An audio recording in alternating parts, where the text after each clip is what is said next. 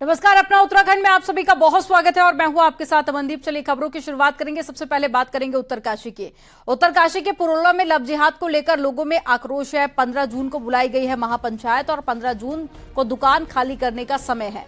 तो मुस्लिम दुकानदार दुकान कर रहे हैं खाली। लव जिहाद के विरोध में लोग विरोध प्रदर्शन भी कर रहे थे और बाहरी लोगों के वेरिफिकेशन की भी मांग लगातार की जा रही थी। तो एक बड़ी खबर आपको बता रहे हैं, लव जिहाद का मामला सामने आया था। 2 विशेष समुदाय के युवकों पर आरोप लगे थे, जिसके बाद में पुलिस ने गिरफ्तारी तो कर ली, लेकिन अब स्थानीय लोगों में आक्रोश काफी ज्यादा बढ़ गया है। वेरिफिकेशन की लगातार मांग की जा रही है। इससे पहले तमाम जगहों पर प्रोटेस्ट की खबरें भी सामने आई, विरोध प्रदर्शन भी हुआ और अब मुस्लिम दुकानदार अपनी दुकान खाली कर रहे हैं।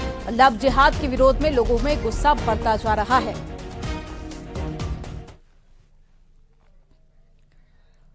पुरोला लव जिहाद को लेकर लोगों में आक्रोश है, जिसके बाद में पुरोला में लगातार समुदाय विशेष के लोग अपनी दुकान होने के बावजूद भी यहां से दुकानें खाली कर जाते नजर आ रहे हैं।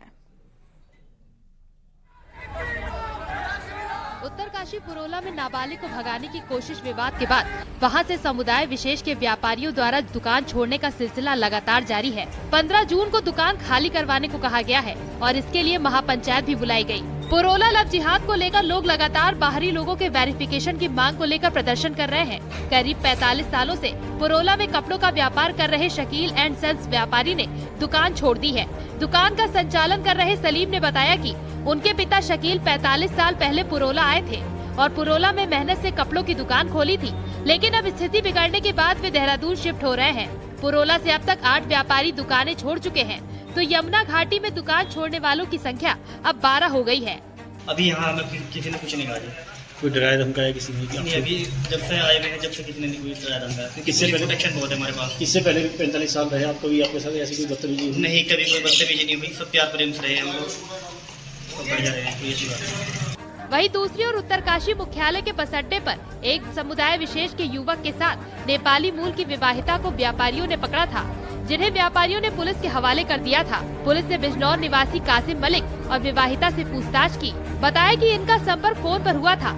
युवक विवाहिता से मिलने कांडीसौर से उत्तरकाशी पहुंचा था।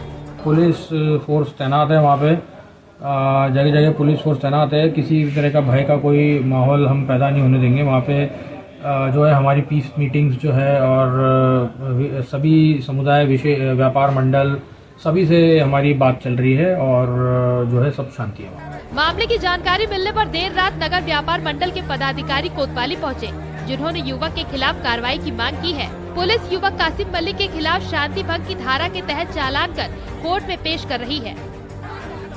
न्यूज़ 18 के लिए उत्तरकाशी से बलवीर परमार की रिपोर्ट।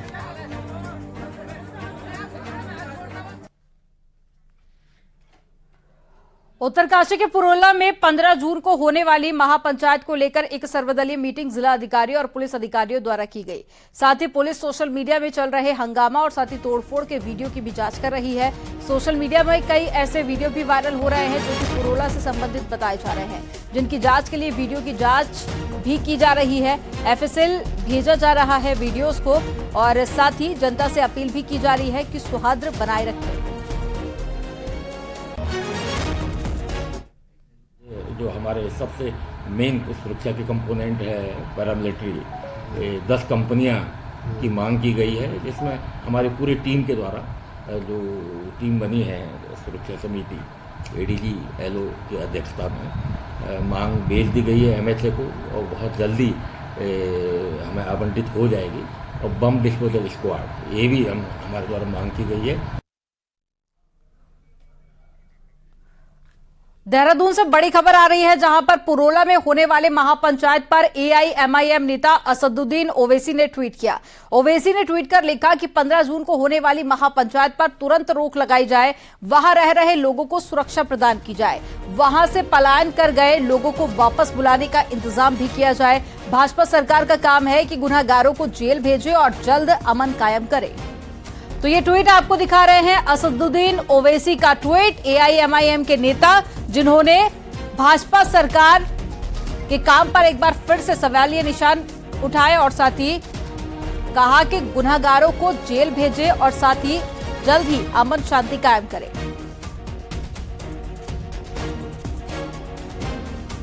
और ज्यादा जानकारी के साथ में बलवीर परमार जुड़ गए हैं। बलवीर, असदुद्दीन ओवैसी की तरफ से एक ट्वीट सामने आया जिसमें वो जल्द कार्रवाई और एक्शन लेने की बात कह रहे हैं। अब पूरे मामले को लेकर एक तरह से राजनीति की भी शुरुआत हो चुकी है। बिल्कुल, राजनीति भी जोरों पे देखने को मिल रही है।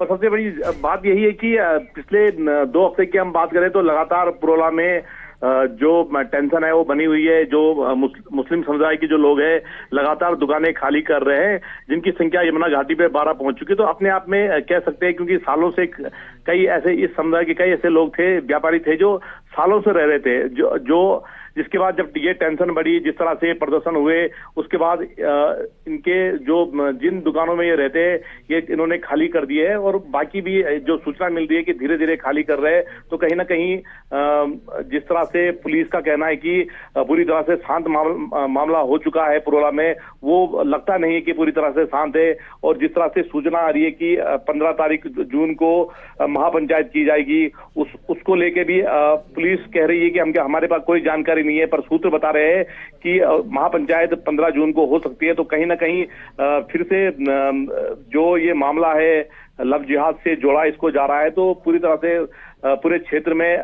फिर से एक बार तनाव देखा जा सकता है। तो कह सकते हैं कि जिस तरह से पूरा मामला आ रहा है उससे जो विशेष समुदाय है, मुस्लिम समुदाय, उसके जो व्यापारी है लगातार यहाँ से दुकानें खाली कर अपने जो अन्य जनपद है वहां को जा रहे हैं। जी बिल्कुल, आप नजर बनाए रखिएगा। मामला लगातार गर्माता जा रहा है और अब इस पूरे मामले को लेकर राजनीति भी शुरू हो चुकी है।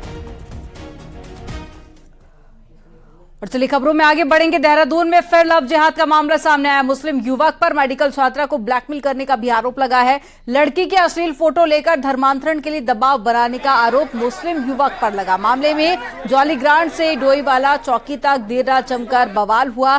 गुस्साई भीड़ आरोपी युवक को जॉलीग्रांट चौक से पीटते हुए पुलिस चौकी ले गई, तो वहीं थाने में दोनों पक्षों के लोग भी आपस में भिड़ गए।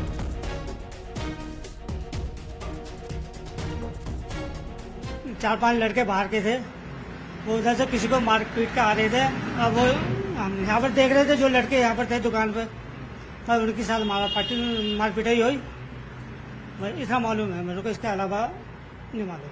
इससे पहले भी विवाद हुआ था क्योंकि आपने गंगा डेयरी क्यों लिखा हुआ, क्या हुआ था पहले? जी हाँ, इसमें भी पहले विवाद हुआ था। विवाद ये हुआ था कि हम ये गंगा डेयरी आप इसको हटाइए, आप दूसरा नाम रख लीजिए, ये गंगा डेयरी यहाँ पर नहीं चलेगी। फिर हमने उसके बाद चेंज करवा दिया इसका नाम, उत्तराखंड रखवा दिया। मैं मौजूद हूँ हिमालयन चौक पे, उसी उत्तराखंड डेयरी के बाहर जहाँ पर कल मारपीट की घटना हुई थी। आप देखिए कि ये उत्तराखंड डेयरी है जिसको शमशाद अली और उनके पुत्र साहिल और शाहरुख संचालित करते हैं। कल शाम जब वो यहाँ पर अपनी डेयरी में थे, इसी बीच जब भीड़ लव जिहाद मामले में एक युवक को पकड़कर इधर से गुजर रही थी, तो फिर इस दुकान पर आकर विवाद हो गया। दरअसल जो प्रदर्शनकारी थे, जिन लोगों ने यहाँ पर मारपीट की, उनका कहना था कि ये जो उत्तराखंड डेयरी है, इससे पहले इसका नाम गंगा डेयरी किया गया था।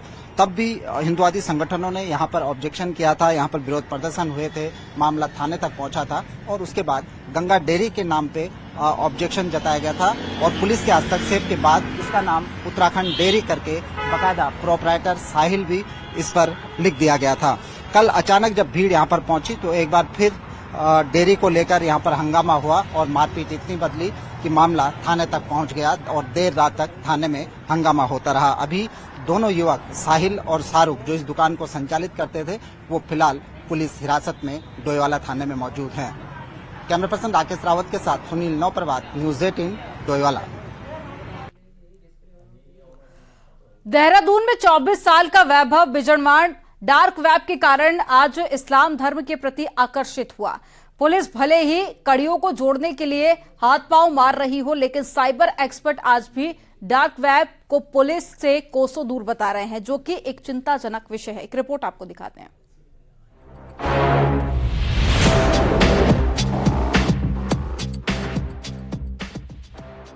उत्तराखंड पुलिस अब साइबर क्राइम से निपटने के लिए 100 साइबर वॉरियर तैयार कर रही है, जिनको स्पेशल ट्रेनिंग के साथ हर समय अपडेट देने के भी दावे पुलिस के हैं। ये 100 साइबर वॉरियर पुलिस के वो जवान होंगे जिनको साइबर क्राइम की दुनिया में हर प्रकार से तैयार किया जाएगा। साथ ही इनको साइबर की दुनिया की हर प्रकार की ट्रेनिंग भी दी जाएगी। साइबर वॉरियर्स तैयार कर लिए हैं, तो जो भी साइबर क्राइम के क्षेत्र में जो भी नए वो साइबर क्राइम के क्षेत्र में नित्य नए मॉडल्स ऑपरेंडी आते हैं जी, तो वो उन सब के प्रति भी जब एक बार आदमी ट्रेंड हो जाता है तो ये भी तो लगातार अपने को अपडेट रखेंगे। तो जो नई नई ऐप्स वगैरह आ रही है उन पे भी ये लोग हमेशा से एक्टिव रहेंगे, अलर्ट रहेंगे। साइबर अपराध प्रदेश के लिए ही नहीं देश के लिए भी चुनौती बनता जा रहा है। साइबर अपराधी केवल फाइनेंशियल डैमेज ही नहीं बल्कि इसके जरिए धर्म परिवर्तन के लिए भी युवाओं को उकसाने लगे हैं।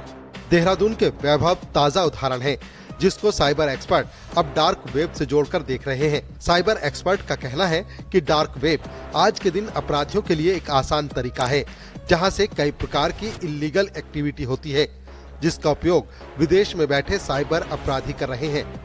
पुलिस के लिए इनको ट्रैक करना फिलहाल नामुमकिन जैसा है।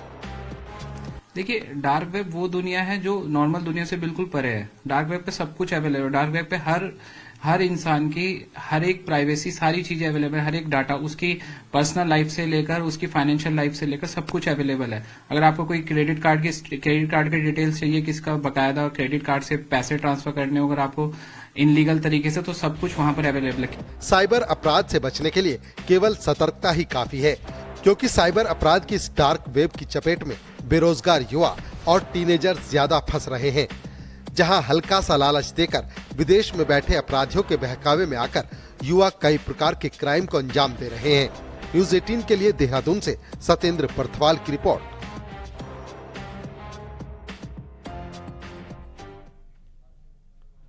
हरिद्वार में हथियारबंद बदमाशों के एक घर में घुसकर लूट करने से सनसनी मच गई। देर रात बड़ी लूट की वारदात को अंजाम देने के इरादे से एक व्यापारी के घर में घुसे बदमाशों को देखकर घर में मौजूद लोगों ने मदद के लिए शोर मचाना शुरू कर दिया और साथ ही बुजुर्ग महिला के गले से चेन छीनकर बदमाश फरार हो गए। घटना मायापुर पुलिस चौकी क्षेत्र के देवपुरा की है जहां पर लूट की वारदात की जानकारी मिलते ही पुलिस के आला अधिकारी मौके पर पहुंचे और घटना की जानकारी जुटाई गई। परिवार के लोगों ने बताया कि बदमाशों के पास में हथियार थे और वे किसी बड़ी घटना को अंजाम देने के इरादे से वहां पर पहुंचे थे। पुलिस बदमाशों की धरपकड़ के लिए सभी चौराहों और साथ ही एग्जिट पॉइंट पर सर्चिंग कर रही है। आपको बता दें कि 2 दिन पहले ही रुड़की और गंगनहर कोतवाली क्षेत्र में भी 4 हथियारबंद बदमाशों ने एक घर में घुसकर लूट की वारदात को अंजाम दिया था।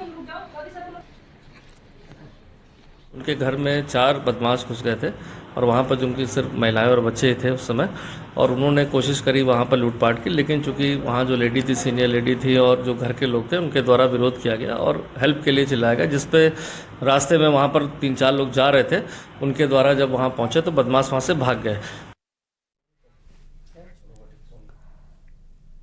खबर देहरादून से है जहां देहरादून की मेयर सुनील उनियाल गामा की मुश्किलें अब और ज्यादा बढ़ सकती है। विजिलेंस ने आय से अधिक संपत्ति केस में जांच पूरी कर ली है और एसपी विजिलेंस ने विजिलेंस कोर्ट में ये जानकारी दी है कि मेयर सुनील उनियाल गामा के खिलाफ जांच पूरी हो चुकी है। मामला कोर्ट में चल रहा है और मुझे लगता है कि कोर्ट में जो भी होगा बिल्कुल न्याय होगा और इसमें मुझे आगे कोई प्रतिक्रिया नहीं देनी। और मुझे लगता है कि कोर्ट में जो भी होगा बिल्कुल न्याय होगा और इसमें मुझे आगे कोई प्रतिक्रिया नहीं देनी। खबर देहरादून से है जहां कांग्रेस के प्रदर्शन से पहले त्रिवेंद्र रावत समर्थक जुटे हैं। पूर्व सीएम त्रिवेंद्र सिंह रावत के घर पर समर्थक जुटे, जहां त्रिवेंद्र सिंह रावत के समर्थन में नारेबाजी की गई और त्रिवेंद्र सिंह रावत के नाथूराम गोडसे पर दिए बयान को लेकर बवाल हो रहा है और त्रिवेंद्र रावत ने नाथूराम गोडसे को देशभक्त बताया था, जिसके बाद भी विवाद काफी ज्यादा बढ़ गया और ऐसे में त्रिवेंद्र सिंह रावत के समर्थक पहुंचे घर के बाहर और जमकर नारेबाजी की। कांग्रेस और प्रदर्शन में जितने शब्द होते हैं ना, उतने भी इकट्ठा हो जाए तो बहुत बड़ी बात है। खाली नौटंकी है, नाटकबाजी है। न उनका गांधी से कुछ लेना देना है, न गांधी की विचारधारा से कुछ लेना देना है, लेकिन वो कुछ काम नहीं तो चलो यही कर लो वाली बात है। बिल्कुल मतलब खाली ये बयानबाजी है और इससे उनको कोई हित होने वाला भी नहीं है। मुझे लगता है कि वो हित अनहित अपना समझ भी नहीं पा रहे। बहाना भले ही केंद्र में मोदी सरकार के 9 साल का कार्यकाल पूरा होने का हो, लेकिन सच तो यह है कि महाजनसंपर्क अभियान के बहाने बीजेपी सोशल इंजीनियरिंग के जरिए अपने वोट बैंक को मजबूत करने में जुटी हुई है। एक रिपोर्ट आपको दिखाते हैं। लोकसभा चुनाव से ठीक पहले बीजेपी 1 महीने का महाजनसंपर्क अभियान चला रही है। इस अभियान में बीजेपी ने मुख्यमंत्री, मंत्री, विधायक से लेकर टॉप टू बॉटम अपने सभी पदाधिकारियों को फील्ड में भेजा है। मुख्यमंत्री पुष्कर सिंह धामी भी एक के बाद एक जिलों के दौरे पर हैं। तो महेंद्र भट्ट पौड़ी के बाद रुद्रप्रयाग जिले में है। तमाम मंत्री और विधायक भी अपने अपने क्षेत्रों में पार्टी कार्यक्रम आयोजित कर रहे हैं। इस दौरान बीजेपी व्यापारियों से लेकर किसान तक और विशिष्ट व्यक्तियों से लेकर आंगनबाड़ी की कार्यकर्त्रियों तक उनके घर पर जाकर मुलाकात कर रहे हैं। हर वर्ग, हर क्षेत्र, हर जाति वर्ग हमारे साथ आज जुड़ा है, तो हर वर्ग के साथ हमें अपना काम करना है। चाहे वो किसानों के लिए हम कहें, चाहे अनुसूचित जाति के लिए कहें, महिलाओं के लिए कहें, युवाओं के लिए कहें, नव मतदाता अभियान भी इसी बीच में हमारा चल रहा है। तो कुल मिला के हम हर दृष्टि से, क्योंकि हमारी पार्टी अब सर्वस्पर्शी सर्वग्राह्य के उस सिद्धांत पे चल रही है। अपर कास्ट बहुल उत्तराखंड में बीजेपी का मुख्य फोकस एससी और ओबीसी वोटर्स पर है। बड़े वोट बैंक, ठाकुर, ब्राह्मण और बनिया समाज का वोट उसे आमतौर पर मिलता रहा है। पिछले कुछ समय से बीजेपी अब एससी और ओबीसी वोट बैंक में सेंधमारी की जुगत में है। इसके लिए बीजेपी सोशल इंजीनियरिंग टूल का प्रयोग कर रही है। फिर चाहे बनिया समाज से नरेश बंसल को राज्यसभा में भेजने की बात हो या फिर ओबीसी समाज से कल्पना सैनी को। जब समाज के सभी वर्गों का प्रतिनिधित्व लोकसभा के अंदर, राज्यसभा के अंदर होगा, तब समाज उन्नति की ओर आगे बढ़ेगा। ये भारतीय जनता पार्टी का लक्ष्य है, ध्येय है। इसको लेकर के हम आगे बढ़ रहे हैं। उत्तराखंड में करीब 22 लाख के आसपास एससी और 3.5 लाख के आसपास एसटी वोटर्स की संख्या है। हरिद्वार, ऊधम सिंह नगर और देहरादून की चक्राता और विकास नगर जैसी सीटों पर ये वोटर्स निर्णायक स्थिति में है, जिस पर सेंधमारी के लिए बीजेपी लाभार्थी सम्मेलन से लेकर तमाम तरह के टूल्स अपना रही है। न्यूज 18 के लिए देहरादून से सुनील नौप्रभात की रिपोर्ट। यूसीसी को लेकर अब दिल्ली में प्रवासियों के साथ जनसंवाद किया जाएगा। 14 जून को उत्तराखंड की यूसीसी कमेटी दिल्ली में आमजन के साथ में अंतिम बैठक करेगी। 14 जून को 11 बजे दिल्ली के कॉन्स्टिट्यूशन क्लब में बैठक होगी। कमेटी में अब तक करीब 37 बैठकें हो चुकी है, जिनमें करीब 2.5 लाख सुझाव आए हैं। यूसीसी का बेसिक ड्राफ्ट बनकर तैयार है और 30 जून तक कमेटी सीएम धामी को ड्राफ्ट सौंपेगी। धामी सरकार राज्य में समान नागरिक संहिता कानून लाने वाली है। इसको लेकर गठित यूसीसी कमेटी ने बेसिक ड्राफ्ट बनाकर तैयार कर दिया है। इस ड्राफ्ट को बनाने के लिए कमेटी ने राज्य भर में 37 के करीब बैठकें की। वहीं 2.25 लाख के करीब जनता से और समाज सेवी संस्थाओं से सुझाव मिले हैं। इसमें से अहम सुझावों को कमेटी ने ड्राफ्ट में शामिल कर लिया है। वहीं जनता के बीच अंतिम बैठक प्रवासी उत्तराखंड वासियों के साथ होगी। यह बैठक दिल्ली में 14 जून को होगी। इस दरमियान कमेटी के सदस्य प्रवासियों के साथ कानून को लेकर चर्चा करेंगे। वहीं उनमें व्याप्त चिंताएं और भ्रम को भी दूर करेंगे। वीडियो जर्नलिस्ट बीनू के साथ संदीप पांडे, न्यूज 18 दिल्ली। उत्तराखंड के चिड़ियालीसौड़ प्रखंड में गुलदार की दहशत बनी हुई है। रविवार शाम को गड़त गांव के बलवीर सिंह चौहान पर गुलदार ने हमला कर बुरी तरह से घायल कर दिया और घायल को ग्रामीणों ने रात में जिला अस्पताल में भर्ती कराया। घायल शख्स फिलहाल सही है, लेकिन क्षेत्र के लगातार गुलदार की दहशत बनी हुई है। ग्रामीणों की माने तो ये गुलदार के हमले की तीसरी घटना है। वहीं ग्रामीणों ने वन विभाग से गुलदार को पकड़ने की भी मांग की है। जो है ग्राम पंचायत गड़त निवासी बलवीर सिंह चौहान जी द्वारा जो है गुलदार के हमला किया गया है और उनको गंभीर रूप से घायल हो गए और सीएचसी चिड़ियालीसौड़ में उनको भर्ती किया गया। वहाँ से उनको रेफर जो है उत्तरकाशी किया गया। 10 की क्षेत्र दिवारी खोल क्षेत्र में जो है 3 से 4 लोगों को जो है गुलदार ने हमला कर दिया है, जो बाल बचे हैं। चमोली के हेलंग मारवाड़ी बाईपास का जिन एक बार फिर से बोतल से बाहर आ गया है। चुनावी दौर शुरू होते ही मारवाड़ी बाईपास मुद्दा प्रमुख बन जाता है। 1980 के दशक से हेलंग मारवाड़ी बाईपास का विरोध कब खत्म होगा, अब ये सबसे बड़ा सवाल है। जहां एक और बाईपास बनने से यात्रियों को सुविधा तो मिलेगी, लेकिन वहीं जोशीमठ के व्यापारियों का व्यापार खत्म हो जाएगा और धार्मिक मान्यताओं की मान्यता धीरे धीरे खत्म हो जाएगी। अनादिकाल से जो यात्रा चलती है वो जोशीमठ से होते हुए नरसिंह मंदिर के दर्शनों के उपरांत ही मानी जाती है। तब इसका जबरदस्त विरोध किया गया और विरोध के जब बीआरओ इसमें पीछे नहीं हटा तो कोर्ट में जाकर के हाई कोर्ट उच्च न्यायालय में जाकर के इसमें स्थगन आदेश प्राप्त हुआ। 91 में स्थगन आदेश यहाँ के जनप्रतिनिधि गए थे, उनको स्थगन आदेश तो तब से वो काम बंद था। केलंग मारवाड़ी बाईपास का विरोध सन 88-89 से हो रहा है। पिछली कांग्रेस सरकार में ये कार्य रुक गया था और उस पर इलाहाबाद हाई कोर्ट से स्टे मिला हुआ था। उस समय के मिश्रा आयोग की रिपोर्ट थी कि अगर ये बाईपास बनता है, इन चट्टानों पे छेड़छाड़ होती है तो जोशीमठ जो है धंस सकता है और हमारी मांग यही है कि जो है इस बाईपास को बंद किया जाए। उन सब का एक ही मत है कि जो जोशीमठ में बाईपास निकल रहा है, सरकार को जो है वो बाईपास नहीं निकालना चाहिए। तो मैंने उन सब से निवेदन किया है कि एक दिन माननीय तीरथ सिंह राव जी जो हमारे सांसद हैं और मैं भी, हमारे माननीय प्रदेश अध्यक्ष जी भी, हम एक दिन भारत सरकार के माननीय केंद्रीय जो हमारे मंत्री नितिन गडकरी जी, एक दिन यहाँ के व्यापारियों को लेकर तीरथ जी के साथ में उनको जरूर मिलेंगे और जो उनकी दिक्कतें हैं उनको उनके सामने जरूर रखें।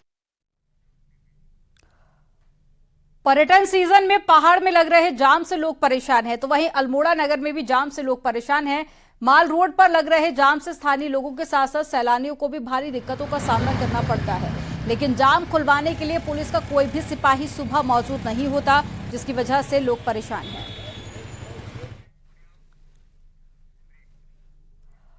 और चलिए यहां पर रुकेंगे एक छोटे से ब्रेक के लिए। आप देखते रहिए न्यूज़ 18।